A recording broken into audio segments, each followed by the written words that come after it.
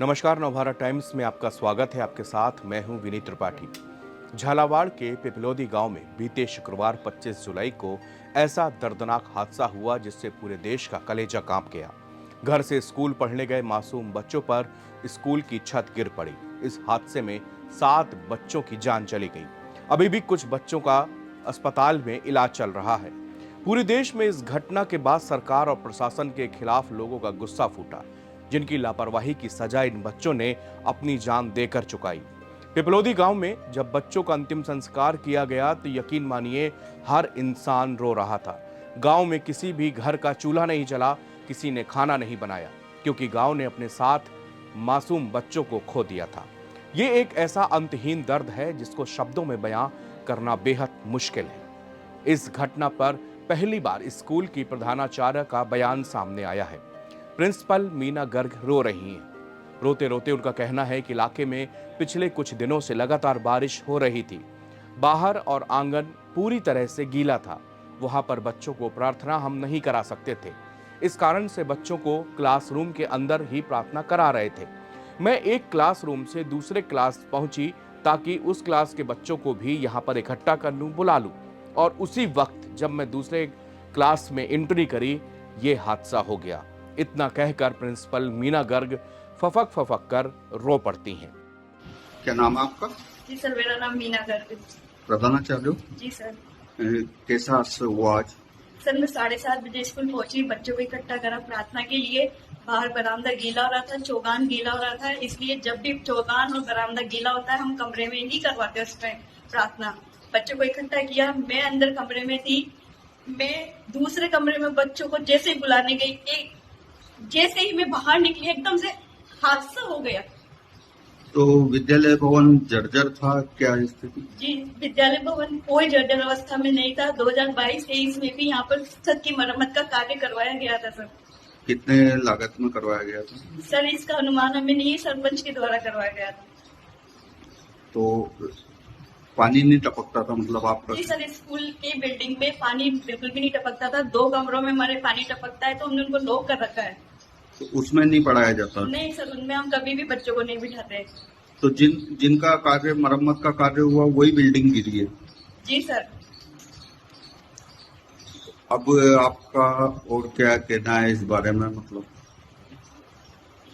दुखद घटना है। बहुत दुखद घटना सर। मेरे बच्चे थे सर, 9 साल से मैं इस स्कूल में पढ़ा रही थी सर। एक बच्चा मेरी आंखों के सामने आ रहा है सर।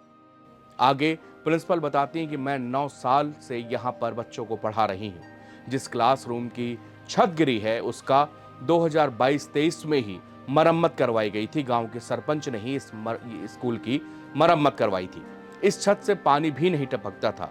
2 क्लासरूम ऐसे थे जिसमें पानी गिरता था, इसलिए हमने उन क्लास को पहले से ही बंद कर रखा है। उस पर बच्चे नहीं जाते, वहां पर कोई पढ़ाई नहीं होती। प्रिंसिपल अपने आंसुओं को पोंछती हैं और फिर कहती हैं कि वो भी मेरे भी बच्चे थे। उनका हर पल चेहरा मेरे सामने आ रहा है। मैं उनको कभी भी भूल नहीं पाऊंगी। इस सरकारी स्कूल का एक अध्याय बंद हो चुका है। वो बच्चे अब वापस नहीं आएंगे। उन माँ बाप का आंगन अब फिर से उन बच्चों से गुलजार नहीं हो पाएगा। अब सिर्फ कहानियां बची हैं, यादें उन बच्चों की, और बेइंतहा दर्द।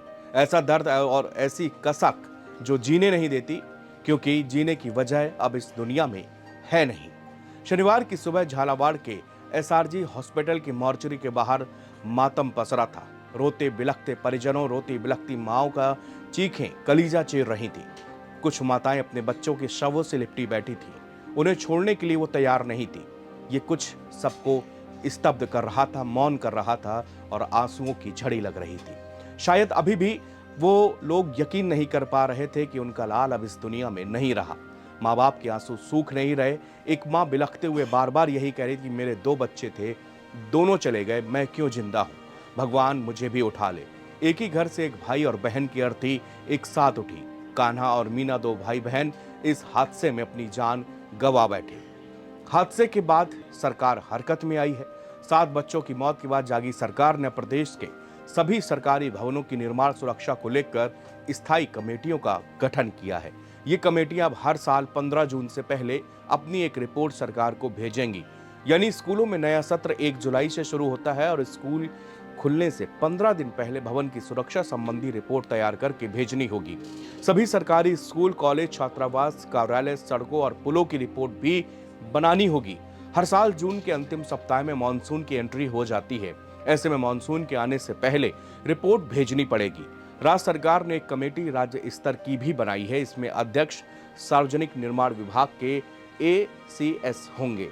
ये कमेटी राज्य के सभी स्कूल, कॉलेज, छात्रावास, कार्यालय, सड़क और पुलों की समयबद्ध सुरक्षा के और जर्जर भवनों को ध्वस्त करने और असुरक्षित भवनों की मरम्मत के लिए वित्त विभाग को अपनी रिपोर्ट प्रस्तुत करेंगे। ये कमेटी वित्त विभाग को दिशा निर्देश जारी करेगी। प्रतिवर्ष जून से पहले सभी सरकारी भवनों की मरम्मत कर सुनिश्चित करने के कार्यों की समीक्षा भी की जाएगी।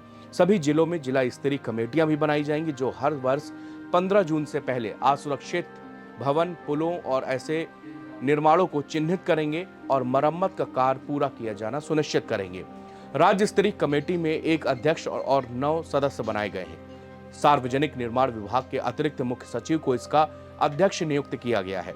9 सदस्यों में उच्च एवं तकनीकी शिक्षा के ACS अथवा संयुक्त शासन सचिव स्तर का प्रतिनिधि, ग्रामीण एवं पंचायती राज के ACS या संयुक्त शासन सचिव स्तर का प्रतिनिधि, ऊर्जा विभाग के प्रमुख शासन सचिव, चिकित्सा एवं स्वास्थ्य विभाग के प्रमुख शासन सचिव, नगरीय विकास एवं आवासन विभाग के शासन सचिव और शिक्षा विभाग के अधिकारी, स्वास्थ्य शासन विभाग के अधिकारी, कृषि विभाग के अधिकारी और वित्त विभाग के एक प्रतिनिधि इसके सदस्य होंगे। जिला स्तरीय कमेटी में एक अध्यक्ष को 6 अधिकारियों को सदस्य बनाया गया है। जिला कलेक्टर कमेटी के अध्यक्ष होंगे। जिला परिषद के CDO, PWD के एक्साइन और बिजली विभाग के एक्सीएन, CMHO, जिला शिक्षा अधिकारी और जिला कलेक्टर की ओर से नामित किया गया है और ये सभी अन्य अधिकारी इस कमेटी के सदस्य होंगे। अब इनकी ये जिम्मेदारियां होंगी। ये लोग बताएंगे कि कौन सा भवन कमजोर हो गया है, कहाँ पर कौन सा पुल जर्जर हो चुका है, किस तरह की इमारत जो सरकारी इमारत है वो कमजोर हो चुकी है। पिछले दिनों 25 जुलाई को इस हादसे के बाद से पूरे देश के लोगों ने सरकार से इसका जवाब मांगा था। शिक्षा मंत्री से इसका जवाब मांगा गया था कि आखिरकार सरकारी स्कूल में पढ़ने वाले इन बच्चों का क्या कसूर था। क्या इनका यही कसूर था कि ये सरकारी व्यवस्थाओं पर यकीन करते थे? इनके माँ बाप का क्या कसूर था जो यहाँ पर इन्होंने अपने बच्चों को पढ़ने के लिए भेजा था? इसके बाद सरकार की पूरे देश में भीषण किरकिरी हुई। स्कूल प्रशासन की भी किरकिरी हुई। इसमें 5 टीचर जो इस स्कूल के थे उनको तत्काल जो है सस्पेंड कर दिया गया है। हादसे की जांच की जा रही है और अब चूंकि ये कमेटियां बना दी गई हैं जो कि अगले साल से मानसून के पहले पहले ये तय करेंगी कि सभी सरकारी स्कूल के भवन सुरक्षित है या सुरक्षित या नहीं है। इस स्कूल के हादसे के बाद से राजस्थान के कई स्कूलों की तस्वीर लोगों ने सोशल मीडिया पर पोस्ट की है। इन तस्वीरों पर साफ दिख रहा है कि केवल एक विद्यालय जिसमें घटना हुई, ये महज एक विद्यालय ही ऐसा नहीं है। प्रदेश के अंदर बहुत सारे ऐसी इमारतें और भवन वहां पर मौजूद हैं जो बिल्कुल जर्जर हालात में हैं, जिनमें बड़ी बड़ी दरारें पड़ चुकी हैं। कई लोगों ने सड़कों की, पुलों की भी तस्वीरें सोशल मीडिया पर अलग अलग जगहों से अपलोड कर रहे हैं। लोग कह रहे हैं कि देखिए ये सारी चीजें, हालात इस तरह के हैं कि कभी भी यहाँ पर हादसा हो सकता है। हमने देखा था कि गुजरात में किस तरह से एक पुल के ढह जाने से कितने लोगों की जान चली गई थी। मोरबी में एक हादसा हुआ, उसके बाद फिर एक हादसा हुआ और जबकि गांव वाले लगातार इस बात को कह रहे थे कि ये पुल जर्जर हो चुका है, इसमें बीच बीच में दरारें पड़ चुकी हैं जिससे नीचे नदी दिखती है, इसलिए इसका पुनर्निर्माण, मरम्मत कार्य कराया जाए। लेकिन किसी ने नहीं चेता और अंत में वो पुल भी गिरा, उसमें भी मौतें हो गई।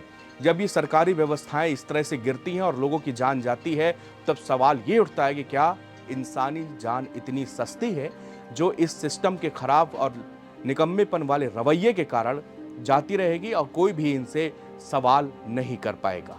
शुक्रिया।